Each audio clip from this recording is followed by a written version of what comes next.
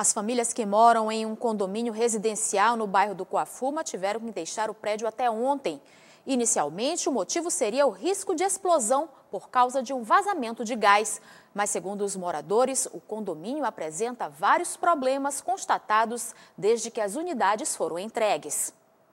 Correria para retirar os pertences de casa. Os prédios onde foi necessária a evacuação têm 288 apartamentos. Cerca de 1.000 pessoas que tiveram que deixar sua residência para garantir a própria segurança. A gente recebeu com muita surpresa e com uma certa aflição, né? Porque a partir do momento que a gente recebeu a notícia de que teríamos que sair, vieram vários questionamentos junto com isso. Desde 2014, quando as unidades que custaram em média R$420 mil cada foram entregues, são detectados problemas. Os azulejos da fachada estão caindo, a piscina está interditada há mais de um ano, o sistema de drenagem não funciona e muitas lâmpadas estouraram com a infiltração de água. E o pior, diversos vazamentos de gás aconteceram dentro e fora dos apartamentos. Foi neste ponto onde ocorreu o último vazamento de gás e pela exposição da tubulação é possível perceber os riscos que motivaram a interdição. O que ocorreu que o operário, ao limpar a caixa, ele cortou a tubulação de gás que passa junto com a rede elétrica. Daí nós tivemos, em regime emergencial, de pedir essa intervenção, dadas as condições de riscos, e saber que o problema só ia agravar. As tubulações, que deveriam estar a no mínimo 60 centímetros da superfície, foram expostas com as chuvas. E água, gás e fios elétricos passam bem próximos. Por conta dos riscos de incêndios, a construtora foi notificada diversas vezes pelo Corpo de Bombeiros. O bombeiro aprovou o projeto de uma forma e foi executado de outra. E no decorrer desse tempo, de 2014 até hoje, 2017, foram apontadas várias irregularidades através de notificações e a empresa não procurou tomar as providências cabíveis.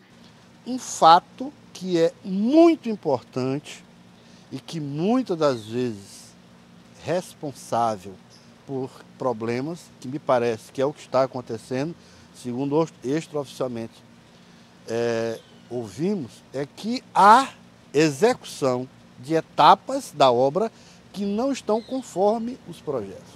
Então isso precisa ser avaliado, isso precisa ser comprovado. E o CREA vai entrar em contato com o Corpo de Bombeiro, com a Prefeitura, para saber exatamente deste fato. Para evitar riscos, o Ministério Público do Estado pediu a interdição do condomínio. Em nota, a construtora Cirela afirma estar dando todo o suporte necessário aos moradores enquanto realiza as obras para corrigir os defeitos. Há muita coisa para ser tratada com mais seriedade, mas ainda digo, a prevenção sempre é o melhor remédio. E o que a gente tem que ver é que os órgãos, eles têm que se comportar preventivamente. Então, tudo isso seria evitado se no começo tivesse sido buscado mais rigor nas autorizações desses condomínios. Não estou falando só dos jardins, eu estou falando de todos. Apesar do susto e dos transtornos da mudança, Edilene quer mesmo é que o problema seja corrigido. Eu gostaria que terminasse o mais rápido possível para que nós possamos estar retornando à nossa casa, que é melhor. Nada melhor do que estar na nossa própria casa, né? O nosso conforto. Isso que é o importante. Mas também espero que seja entregue com as devidas reparos, que não possa colocar a vida de ninguém em risco. A nossa produção entrou em contato com a assessoria da Prefeitura de São Luís, questionando sobre a responsabilidade do órgão nesses casos, mas até agora não obtivemos resposta. A gente conversa agora com o advogado do Instituto Brasileiro de Estudo e Defesa das Relações de Consumo, Carlos Eduardo Soares Lopes. Boa tarde, obrigada pela sua presença mais uma vez, Eduardo. Boa tarde. Então a gente começa perguntando realmente qual é a responsabilidade da Prefeitura em casos como esse. Até onde a Prefeitura ela deve se envolver e ela tem a obrigação de se envolver num caso como esse? Na realidade, a Prefeitura ela é responsável por toda essa situação ocasionada do condomínio. Haja vista que houve a emissão de um habite sem a devida regularização, né, de todos os procedimentos adequados para essa emissão.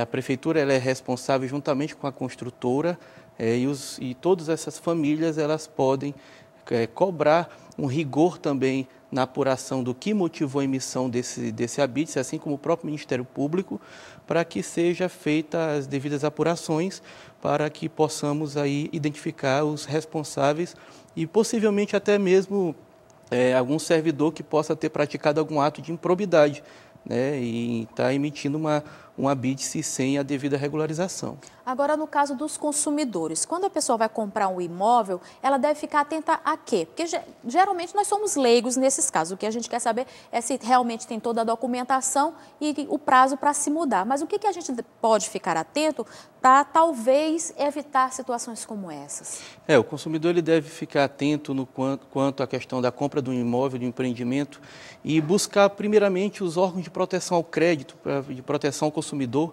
para saber se há algumas reclamações daquela construtora, contra aquela construtora. Quais são os possíveis problemas ocasionados naquele imóvel e quais são todos os óbices para a questão de compra daquele bem. O consumidor ele deve sempre buscar, de forma preventiva, saber quais são os problemas ocasionados dentro daquele empreendimento, a fim de que ele não venha comprar e ser surpreendido posteriormente à posse do bem. Agora, uma outra questão. A maioria dos consumidores, dos moradores, compra um imóvel como esse parcelado e eles não são baratos. Em casos como esse, onde vários problemas foram constatados, existe algum modo de negociação para esse valor, já que esse imóvel, com certeza, ele vai ter um valor de mercado menor do que o que a pessoa comprou? Sim, o Código Civil ele fala sobre vícios redibitórios, que é o caso do empreendimento, vícios ocultos, que venham ser analisados e verificados posteriormente a utilização do bem. Nesse caso, a lei estabelece que o próprio proprietário ele pode pedir a rescisão daquele contrato, caso não sejam sanados os vícios, e a devolução de todo o valor investido no bem, né, sem prejuízo também das perdas e danos. Cabe também às famílias buscar uma possível indenização contra a construtora decorrente do risco à saúde do consumidor também, que foi colocado em risco decorrente de toda essa falta de prevenção na obtenção do habite. Nesse caso aí, 288 famílias tiveram que sair, cada uma recebeu em torno de R$5.000. Sim. Como saber se esse valor é suficiente e é o correto para cada família? Na realidade, teria que se colocar aí os custos necessários com o aluguel de imóvel, né? Também foi colocado a incidência de custos com a mudança e foi um acordo realizado entre o Ministério Público e a construtora para que os consumidores pudessem sair de imediato do bem, até porque foi interditado e eles precisavam sair imediatamente a fim de garantir a saúde do consumidor e a vida de cada família, né?